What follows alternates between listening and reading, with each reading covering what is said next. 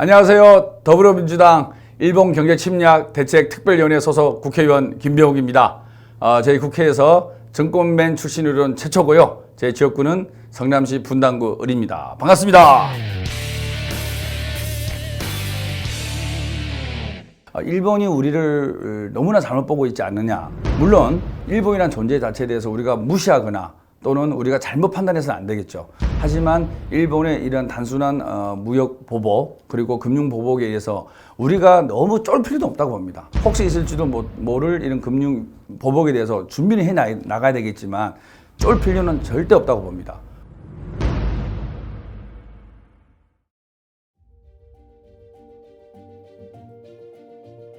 금융이라는 것은 대체 가능성이 있다는 것에 큰 포인트가 있습니다. 다시 말해서 지금은 일본이라는 한 나라와 우리나라와의 갈등 관계거든요. 그러면 일본이 빠져나간다고 했을 때에 미국, 영국, 다른 선진국 그리고 또 국내 유동성도 아주 풍부합니다.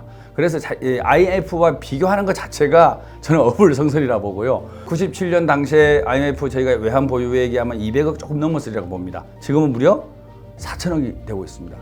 우리나라의 은행의 국제 크레딧 신용도가 일본 은행보다 높습니다. 우리나라의 국가 신용 등급 일본보다 높습니다. 그때 IMF는 어떤 글로벌한 측면이 있지만 지금은 일본 단 한 나라와의 문제이기 때문에 이것이 큰 금융위기나 금융 갈등으로 번질 가능성은 적다는 게 전문가들의 대체적인 의견입니다. 거의 가능성이 없다고 봅니다. 금융이라는 것은 신용과 신뢰를 먹고 사는 산업입니다. 국제 금융 세계에서는 도저히 해서는 안 될 자해 행위거든요. 그런 것을 뻔히 아는 일본 금융 산업이 그렇게 해오지 않으리라고 보고요. 많은 통계를 통해서도 그것이 드러나고 있습니다. 먼저 우리나라가 지고 있는 대외 금융 부채에서 일본이 차지하는 비율이 7%에 불과합니다. 일본계 은행에서 빌린 우리나라 돈이 약 20조가 됩니다. 20조가 되는데 그 중에 13, 14조는 다 대기업에 대출을 해준 겁니다. 우리나라 우량 대기업에. 그러면은 만일에 일본에서 만기 연장을 한다든지 중도 상환하더라도 우리나라 대기업이 어떨까요?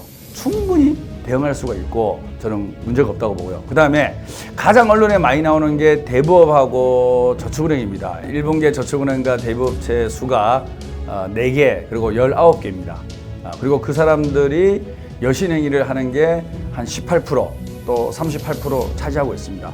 그러다 보니까 마치 빠져나간다고 했을 때 우리나라한테 타격을 주지 않겠냐라고 생각하는데 여기에 포인트가 있습니다. 그분들의 여신 비율은 18%, 38%인데 그 자금이 중요하거든요. 그 운용 자금은 거의 100% 한국에서 조달해서 대출해주고 있습니다. 저축은행은 완전 100%, 대부업체는 약 97%. 그런데 우리 언론에서는 이 사실을 얘기하지 않고 그럴 가능성이 있다라고 얘기하는데 그건 전혀 아니고요. 만일에 그러면 일본계 자금이 와서 대부업체 저축은행을 차렸습니다. 그럼 그 회사가 자체가 철수하는 경우, 극단적인 경우죠. 그럴 경우에 과연 어떻게 될 거냐라는 얘기를 하는데 그렇게 되면 행정 규제 장치가 있습니다. 첫 번째는 자본금이 변경, 자본금이 감소가 되려 그러면은 행정당국의 승인을 받아야 됩니다. 그렇기 때문에 그 과정에서 충분히 우리가 대응을 할 수 있는 여유가 생기는 거고요. 두 번째는 대주주가 자금을 철수하면 대주주가 바뀌는 겁니다. 그걸 이제 금융권에서는 대주주 적격 심사라고 하는데요. 이 대주주 적격 심사를 통과를 해야만 그 금융기관의 대주주 바뀌는 것이 승인을 받게 됩니다. 자, 그리고 이제 증권시장. 코스피 시장에서 일본계 자금이 차지하는 비중은 2.4%. 코스닥은 그 절반입니다. 1.2%에 불과합니다. 다시 말해서 은행, 대부, 저축은행, 증권, 일본계 자금이 빠져나갈 수도 없고 빠져나간다 하더라도 한국 시장에 차지하는 비중도 적고 우리 시장에 끼치는 영향도 미미할 것이다. 그래서 지금 나돌고 있는 일본계 자금의 철수는 그 자체가 팩트에 근거하지 않는 하나의 상상력을 총동원한 시나리오에 불과하고 아무런 영향을 미치지 않을 것이다 라고 장담하고 있습니다. 최근의 주가 하락은 저도 마찬가지지만 많은 전문가들이 가장 큰 원인은 전 세계적인 저성장 국면이죠. 두 번째는 미중 무역 분쟁이죠. 지금 이 촬영을 하고 있는 오늘도 미국의 또 관세 보복으로 인해서 미국의 주가도 떨어지고 그 영향을 받아서 지금 우리 주가도 떨어지고 있는데요. 물론 한일 간의 이 경제 갈등 부분들도 저는 주가의 일정 부분은 영향이 있다고 봅니다.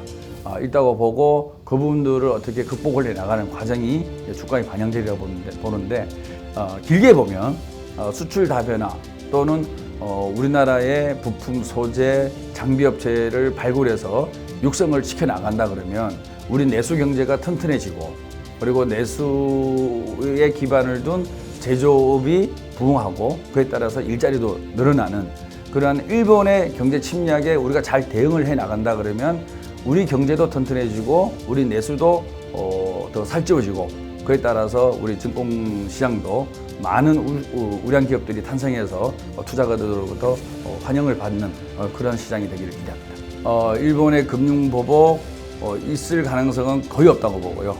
설령 일본이 무리수를 둔다고 하더라도 일본이 의도하는 바, 일본이 목적하는 바는 절대 저는 이룰 수 없다고 봅니다.